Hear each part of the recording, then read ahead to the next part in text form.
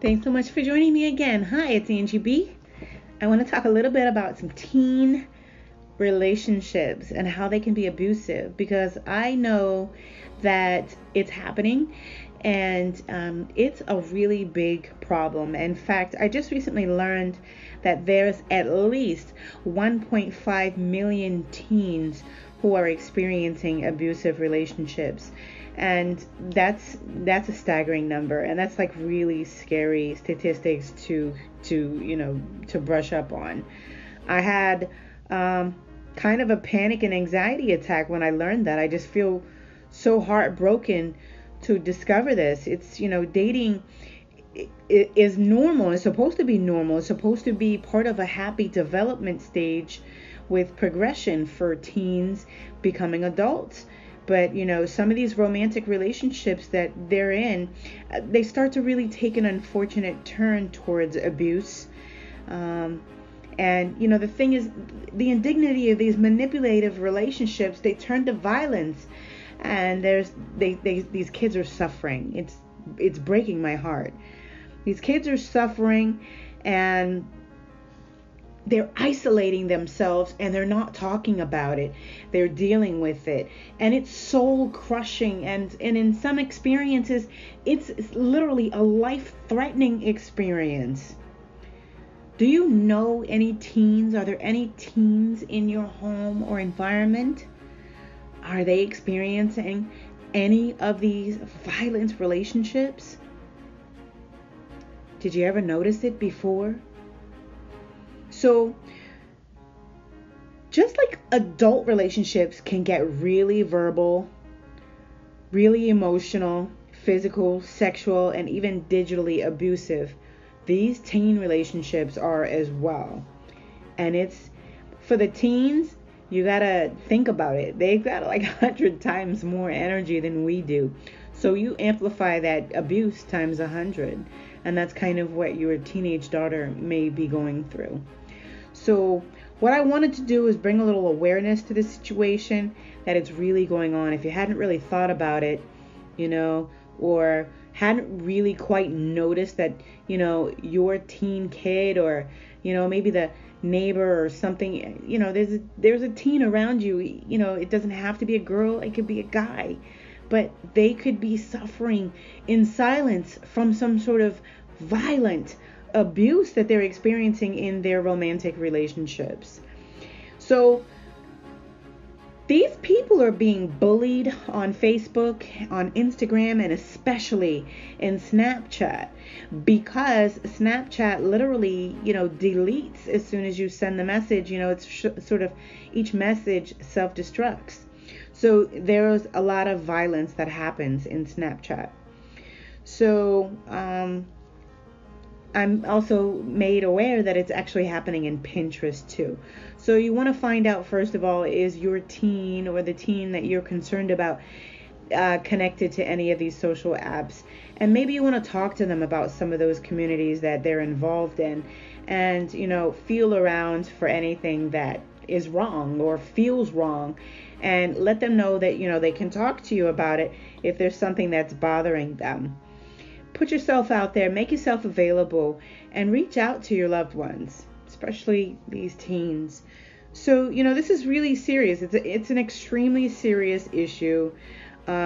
It's actually elicited concern from the National Institute of Justice. That's a big thing. When that agency actually is getting involved in a situation, that means that the country is kind of taking notice and talking about it. So this is why I am trying to bring it to your attention.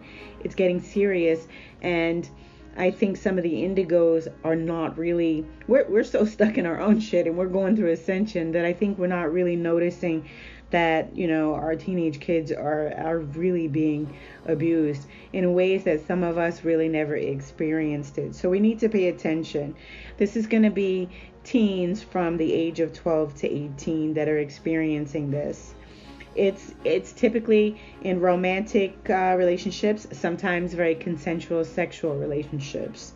And some actually are non-sexual or non-consensual, but they turn into very violently sexual relationships. Teens are raped very often, and they keep silent about it. Okay. So if your teen is all of a sudden gone from a pretty princess to an, blacked out sort of emo, something's wrong. Okay. There is going to be symptomatic changes in their behavior that are going to scream out loud, I'm being abused. All right. And they're not going to know exactly how to deal with it, how to handle it. But what's most important is that if they at least know that someone wants to hear from them, someone loves them enough to hear and care and be concerned, then maybe you can help to stop that cycle of abuse. So, I'm really concerned with this institute getting involved. It's terrible. So, furthermore, when a teenager is actually subjected to this type of behavior in his or her relationship, it's happening. It tends to happen around other or younger adolescents, toddlers, for instance, and pediatrics. All right. So how is that possible? Well, they are children themselves. So they're exposing that to the younger brother, younger sister, whatever. You may be, your teen who is going through this may actually be sharing a home computer. There's evidence of this. Trust me, there is a trail. It's up to you to sniff it out, right?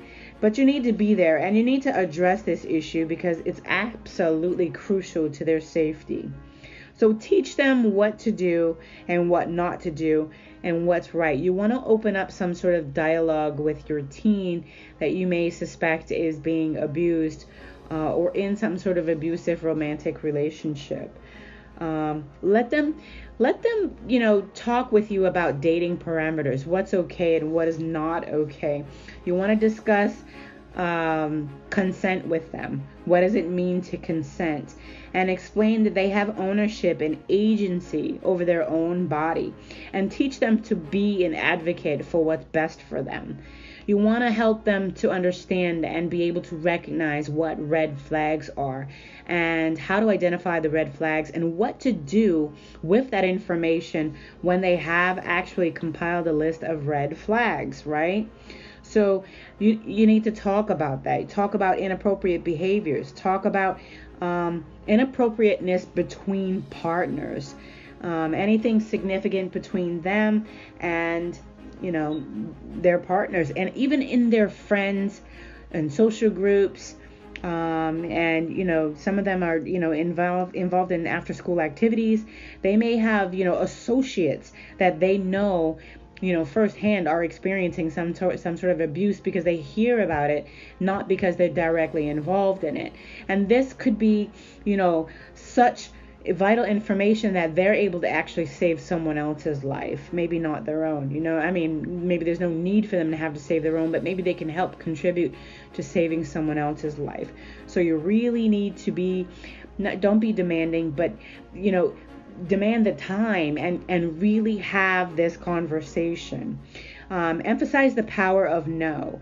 Really let this teen know that it's okay to say no. It's okay to say no to anyone, and anyone who compromises their choice to say no and to refuse anything in particular into their body or their existence.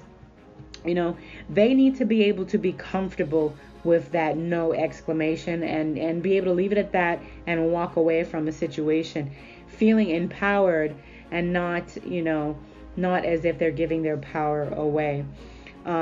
Talk to them about not worrying what anybody thinks, you know what I mean? Because that is such a strong message that needs to be conveyed.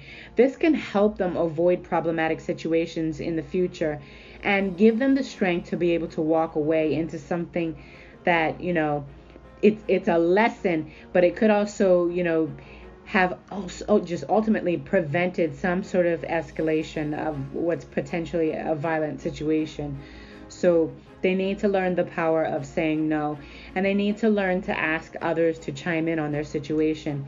They need to be able to broaden the conversation on their own independently, to be able to talk to other teens, to be able to talk to other adults beside you, to be able to be an example in their community with their their exact peers as to how they can better present themselves and be received in relationships.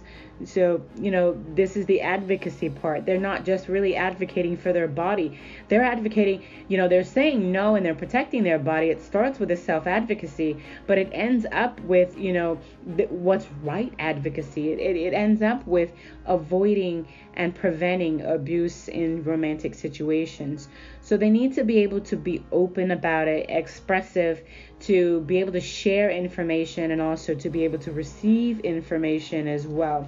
They need to understand that dating matters are, a dating situation can get out of control very quickly, and they need to be able to have control of the situation at all times, at the very least control of their body, and the consensualization of any type of verbal agreement, or physical agreement as well. And when they're navigating in troubled waters, they need to understand, first of all, that this is what they're into. Some teens will dive headfirst into a cesspool of traumatic situations, traumatic experiences, toxic people, trying to fit in, trying to be cool, trying to be accepted, not really knowing what they're getting into.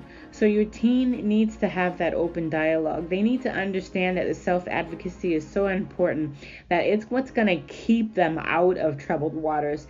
And they'll be able to suspect when they are, embarking on some sort of troublesome situation. They'll be able to identify what abuse looks like. They may actually be in an abusive relationship, and they may begin to be able to pull themselves out of that, because no matter how much you love them and scream and shout and do what you do, if they're not pulling out, they're going to stay in there. They have to pull out, because you may forbid your daughter to see Johnny on the side, but trust me, on the other side, she's right there with Johnny. And if she wants to see him, trust me, she's going to see him. And there's nothing that you'll be able to do to stop that. But if she starts to understand, what it looks like to be in troubled waters, this teen could actually pull herself out of an abusive situation and really be able to look at Johnny and understand that Johnny's kind of sick, Johnny's got a problem, and Johnny's not going to be taking that problem out on me anymore. So she'll have to have the tenacity within herself to be able to change the dynamics by being able to navigate troubled waters. Also, being able to courageously report any type of abusive behaviors, to be able to go to school admin and things like that. Maybe even she could, or he could, be participating in some sort of online chats and sharing, domestic violence prevention tips and techniques with their own peer group. I mean, who better to think for, her peers than her, or them, than their peers. So they are all in that vibration. So I wanted to give you a website that you can also give your teen who may be in trouble. It is the hotline.org. It is a domestic violence hotline. It's www.thehotline.org. THEHOTLINE.org. And they can also reach out to the Florida Coalition. Well, if you're a Florida resident, the Florida Coalition Against Domestic Violence is a website that I came up with as well. And that's www.fcadv.org. All right, so that is the Florida Coalition Against Domestic Violence. So, just make sure that you're really having this conversation. That's where it's going to really make the changes in your teen's life. All right, a conversation about an abusive relationship, it may be awkward, to initiate. I promise you it will be, especially if you are not the parent. It could be an extremely awkward conversation. But it's absolutely critical. Remember, you could be saving this teen's life, or you could be positioning this teen to actually help save someone else's. So if you can't love yourself in this situation, make sure that you're loving someone else just a little bit better, and try to prevent a teen in your environment from suffering from any abusive relationships. I thought this was a really important conversation to have. I'm a mom, and thank God my girls are older. They're not teens, and we never had this problem at home. But I'm not immune, but I'm not immune to that, and neither are you. And then, just because my girls didn't experience it, it doesn't mean that, that there isn't any girls around me that are experiencing that. I never really paid attention to the fact that young teens in relationships are really so horribly stressed out. But I want you to take another look at some of the teens in your community, in your environment, in your day-to-day comings and goings, and take a really good look at them. Do they look stressed out? Are they stressed out, especially with going back to school? They may be really stressed out because now that they're actually going back to school, they may be seeing a particular someone that they've been able to have a break from all summer long. So those signs and symptoms of your teen becoming actually or being abused in an abusive romantic relationship, they're going to be so much more prevalent over the next few weeks. So keep your eyes and your ears open, and be receptive, and show your teen a lot of support and love. Open up the dialogue between the two of you, and be someone that they can come to, that they can talk to if they're in trouble. All right, guys, I love you. Go love a teen better. Bye.